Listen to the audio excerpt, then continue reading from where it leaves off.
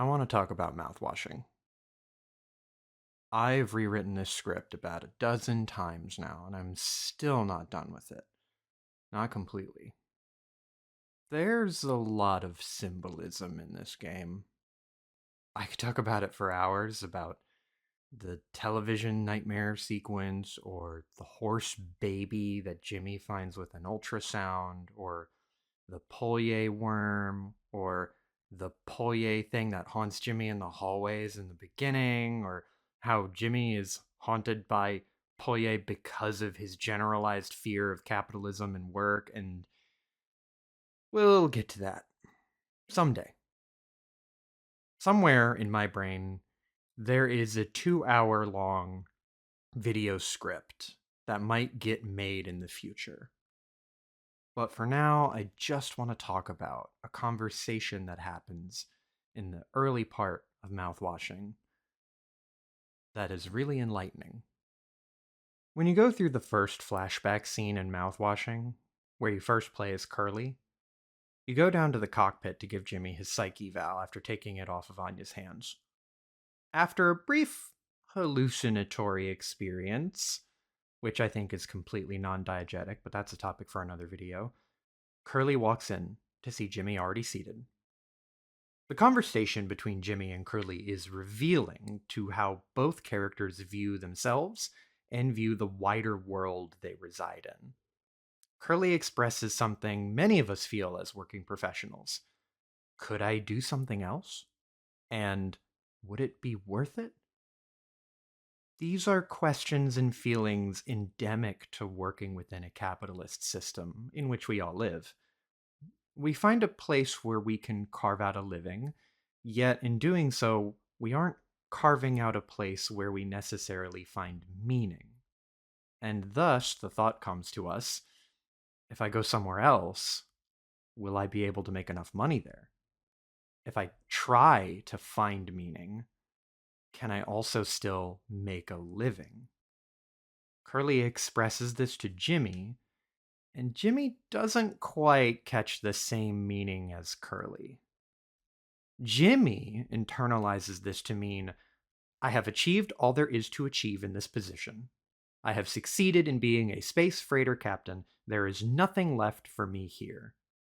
Jimmy tells him that the profession is honorable, which, while it is honorable, misses the forest for the trees. Jimmy then compares himself to Curly, only ever able to understand something by measuring himself against it. Jimmy is inherently self centered in that regard. What am I compared to you? Jimmy hasn't made it to the top of his ladder, while Curly is on the top rung already. This is also pretty common in capitalism, both the self comparison to another worker and the desire to seek workplace achievement as a method of personal fulfillment, whether or not the workplace even cares to acknowledge your achievement. Jimmy is, in this moment, seeing Curly as a sort of competitor. Curly, after all, is the captain, and Jimmy merely the co captain. The instinct to compare oneself is evident then, in a system where fiscal achievement is paramount. See, Jimmy is afraid of capitalism. Or more accurately, he's afraid of working and failing. The price of failure is homelessness, poverty, food scarcity, ostracization. It is the collapsing of your comfort and safety network. This is also, unfortunately, very common in capitalism. The ever present threat of failure to work. You suffer if you don't work. Work or else. Not only is this capitalist framework applicable, but we also get a glimpse of how Jimmy was back on Earth. There's an implication he struggled back home, and that Curly knew him and liked him well enough to help him get a job at the Pony Express. This indebted Jimmy to Curly, and while Curly might not hold any value in this indebtedness, Jimmy certainly does.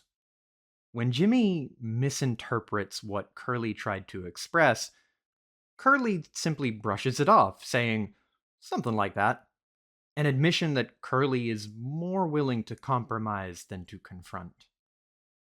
The conversation ends with an interruption by the corporate entity Pony Express. Jimmy leaves Curly to read the message, which we don't get to read in this scene, but is bad news for everyone on the Tulpar. It's a grim reality of when work falls out from under you in capitalism. And I think that anyone who finds himself in that situation would sympathize with the rage and anxiety on display in the next scene. Because without work, you get the or else